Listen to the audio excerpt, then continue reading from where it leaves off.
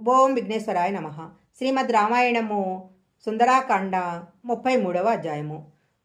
అక్కడ లంకాపట్టణంలో రావణాసురుడు మాత్రము గాడిదలు పుంచిన రథం ఎక్కి ఎర్రటి వస్త్రాలు ధరించి నూనె తాగుతూ ఉన్నాడు. ఆ రథము దక్షిణ దిక్కుగా వెళ్ళిపోయింది.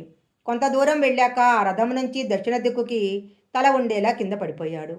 తరువాత పైకి లేచి మెడలో గన్నేరు పూలమాలలో వేసుకొని పిచ్చి పిచ్చిగా అరుస్తూ నాట్యం చేస్తూ పరిగెత్తి ఒక కంపు కొట్టే మురికి గుంటలో పడిపోయాడు.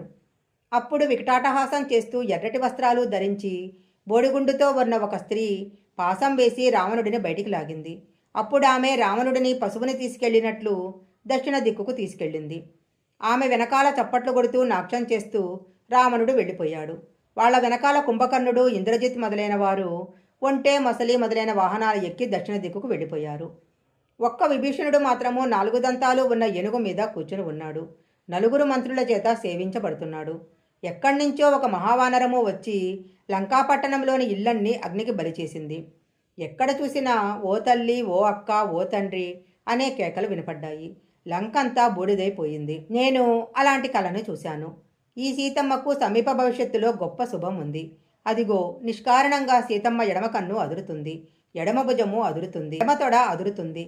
కట్టుకున్న పట్టుపుట్టం తనంతట కొంచెం కిందికి జారింది. ఈ చెట్టు మీద ఒక పక్షి కూర్చొని కూస్తుంది. పక్షి కూస్తుండగా చెట్టు కింద కూర్చున్న స్త్రీ తొందరలోనే భర్త సమాగమాన్ని పొందుతుంది. సీతమ్మ ముఖంలో కొంచెం తగ్గింది, కానీ ప్రస్ఫుటంగా శుభశకునాలు ఆమె శరీరమందు కనపడుతున్నాయి. ఈమె సాక్షాత్తు శ్రీ మహాలక్ష్మి. మీరు బ్రతకాలి అనుకుంటే, ఇన్నాళ్ళు చేసిన దోషాలు పోవాలనుకుంటే, మీ మీదకు రామబాణాలు పడకుండా ఉండాలంటే ఒక్కసారి వచ్చి ఆ తల్లి ముందు ప్రణిపాతం చెయ్యండి. ఆమె మిమ్మల్ని తప్పకుండా క్షమిస్తుంది అని త్రిజట చెప్పింది. ఆ త్రిజట కల విన్న రాక్షసులు శాంతించారు. అప్పుడు సీతమ్మ, నన్ను 10 నెలల నుంచి ఇంత బాధ పెట్టారు కాబట్టి నేనెలా ఏడుస్తున్నానో అలా ఈ లంక అంతా ఏడుస్తుంది. ప్రతి ఇంట్లో ఏడుపులు వినపడతాయి. ఈ లంకని పాలిస్తున్న రావణుడికి ఇక్కడున్న వాళ్ళకి ధర్మమందు పూనిక లేదు. అందుకే నన్ను తీసుకొచ్చి ఇక్కడ పెట్టాడు. ఈ 2 నెలల గడువు తర్వాత రావణుడి చేతిలో మరణించటం కన్నా ఇప్పుడే మరణించటం ఉత్తమం అనుకొని కాలమే మృగస్వరూపంలో వచ్చి నన్ను మోహబెట్టింది. నేను అల్పభాగ్యం ఉన్నదానిని. అందుకే ఆ మృగాన్ని చూసి మోహబడి రాముడిని వదిలేశాను. రాముడు పక్కన ఉంటే అన్నీ ఉండేవి.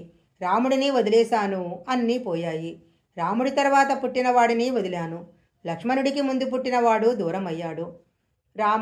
రావణుడు 10 నెలల నుంచి తన ఐశ్వర్యాన్ని చూపిస్తూ నన్ను లోబబెట్టాలని చూశాడు. కానీ నేను లొంగలేదు. నా భర్తే నాకు దైవమని నమ్మాను. భూమి మీద పడుకున్నాను, ఉపవాసాలు చేశాను, ధర్మాన్ని పాటించాను. ఇన్ని చేస్తే నాకు రామానుగ్రహం కలుగుతుంది అనుకున్నాను. కానీ నువ్వు రాలేదు, నన్ను కరుణించలేదు.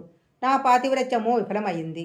కృతజ్ఞుడైన వ్యక్తికి ఉపకారం చేస్తే ఆ ఉపకారం ఎలా మరువబడుతుందో అలా నేను చేసిన ఉపాసన, నేను పాటించిన పాతివ్రత్యం అన్నీ కూడా నిష్ప్రయోజనం అయిపోయాయి.